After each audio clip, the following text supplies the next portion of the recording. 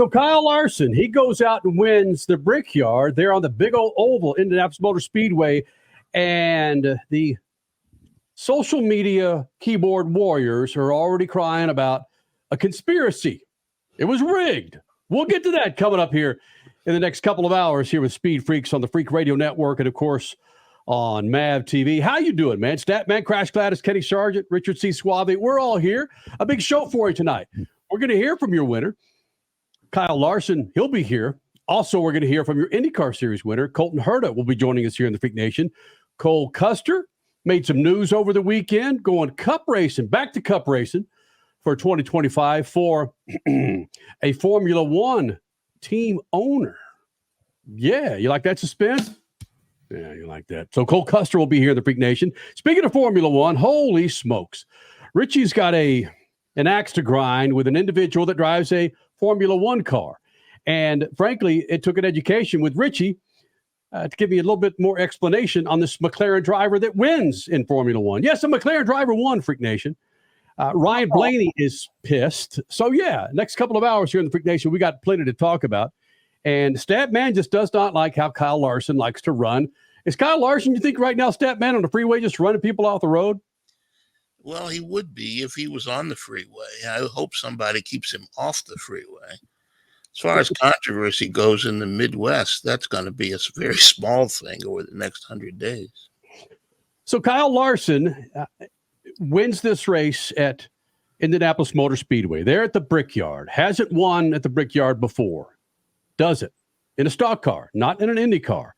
But Crasher, you saw this. Richie, you saw this on social media. Go bananas. The fact that, look, you can put on your freaking foil hat, cap, toboggan, whatever you want to call it, and find controversy in anything.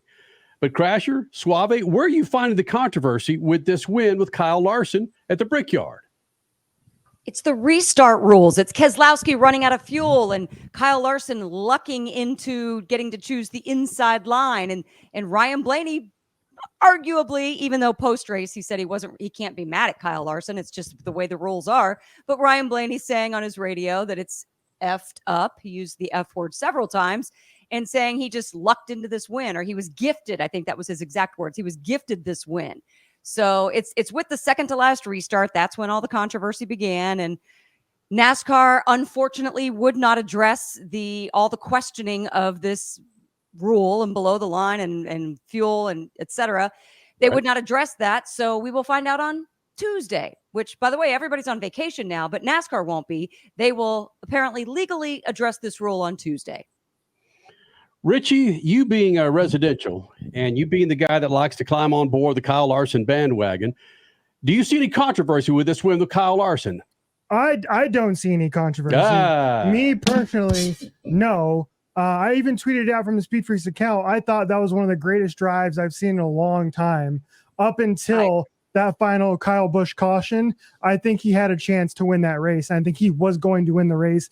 Brad Keselowski was probably going to run out of fuel in the regulation of that race, and I think he had Blaney dead to rights and was just waiting. But the internet has a whole different view. I looked on Twitter just now. I looked up Larson rigged. Let me read you some of these responses. I'm going to do my best to edit on the fly. So I hope we have our censors at MAV TV ready, just in case I let something slip. Top one here. Wow, that is complete bullcrap. NASCAR, the car is wrecked on the backstretch and you throw a dang caution because the Team Hendrick car is leading the race. Oh my God, they just handed it to Larson. That was rigged. Why didn't NASCAR throw the yellow sooner? Clearly rigged for Larson's redemption story after the Indy 500 win. What a shame. Hey, NASCAR, Larson jumped to restart. Jeff Burton, you're full of crap.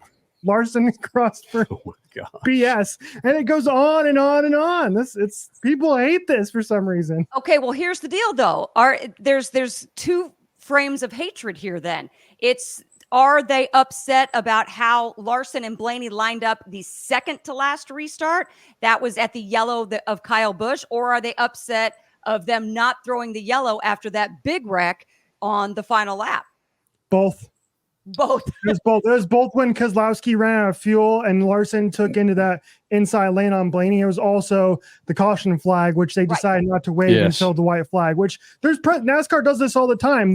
People complain about wanting to see a race. Well, they let them race to the white flag and then they threw the caution. So you're not going to have it's a lose-lose situation for NASCAR. Was Ryan Preece listen? If Ryan Preece couldn't get off, what was that? Just off of turn 2.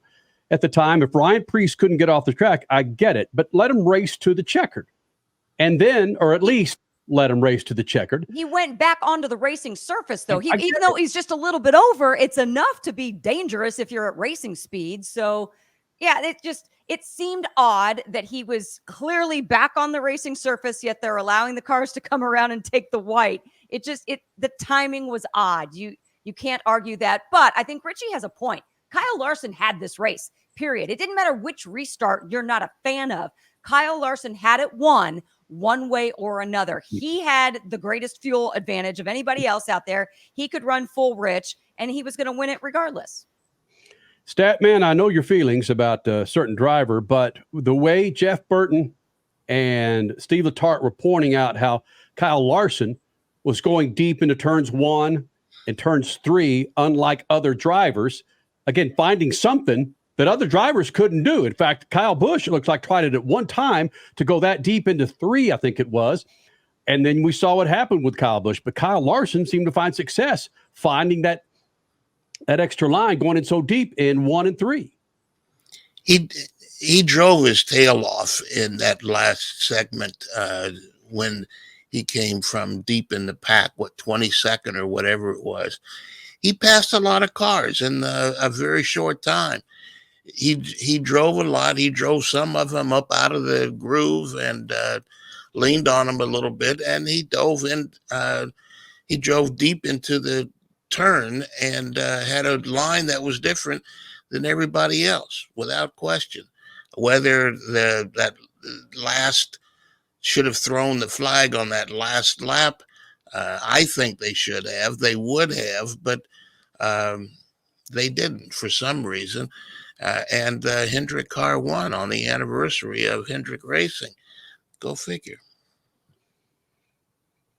Kyle Larson with the win at the Brickyard, and Crasher and Richie, I think Crasher, whoever touched on it, that Ryan Blaney was pissed.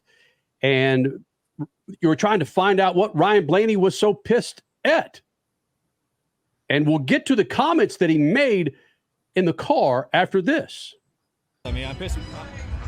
I told my guys, like, I'm ticked off, but I don't know who to be ticked off at. Like, there's no one to be ticked off at. It's just like racing luck. Like, the break that he got and the hardship that we got right there with that happening at that time just killed our race. Like, we put ourselves in the perfect spot to win, and just that weird circumstance, you know, it just benefited him and just killed our race, you know, of any chance for us to win. So that's what I'm upset about. I'm not mad at anybody.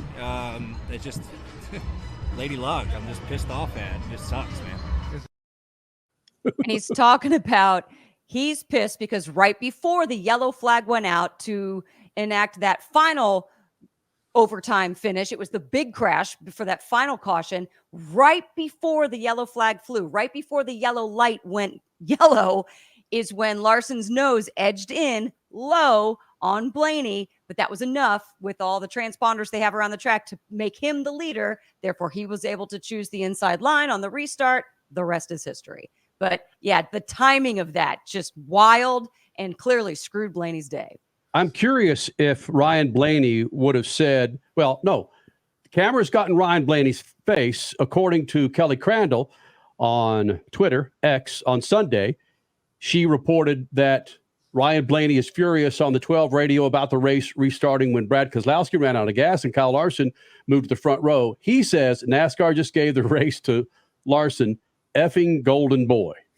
Yeah, and that's exactly what I'm talking about right here. So right before the yellow flag flew, NASCAR said there was enough evidence that Kyle Larson nudged into first, and that's why he was able to get the benefit on the next restart, chose the inside line, and the rest is history.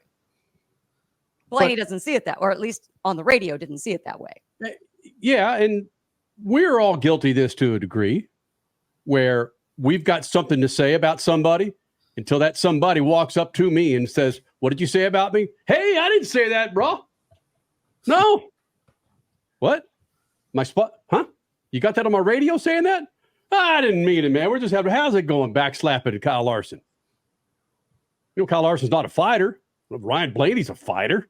But when the camera gets in front of Ryan Blaney, seemed to, he blamed it on not Mother Nature, but blamed it on who? Or said he was mad. Lady Luck. Yeah, Mother Nature, Lady Luck. There. Yeah. Yeah. Yeah, it's bottom line is, was he ahead? That's what it's going to come down to on Tuesday with NASCAR. Was he ahead? Were his tires below the line? There's all these things they're going to look at, but are you going to give away this win if he was too below the line or if he wasn't really nosed ahead? Controversy. We'll talk about it forever. There were odd things that happened. 20 seconds. Go. There are odd things that happened in a different circumstance. They would have been called differently, but this time they weren't. You just got, speaking of Golden Boys, you have Kyle Larson, Golden Boy, going against Ryan Blaney, Golden Boy, man. They love it.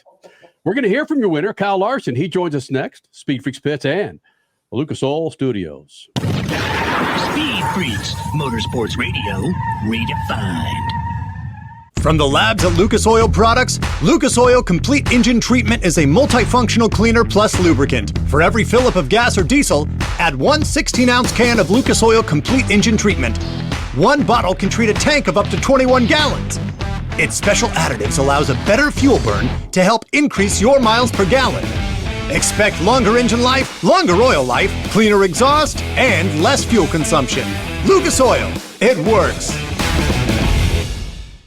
Freak Nation, head to your local General Tire dealership now to check out the latest additions to their product lineup. The Grabber family of tires are engineered for durability and feature innovative performance features that offer all-terrain capability, blending exceptional off-road durability and impressive on-road performance, all while sporting aggressive styling. For outstanding off-road performance coupled with strong street manners, look no further than General Tire. General Tire delivers for whatever you do, and the official tire of Speed Freaks since 2001.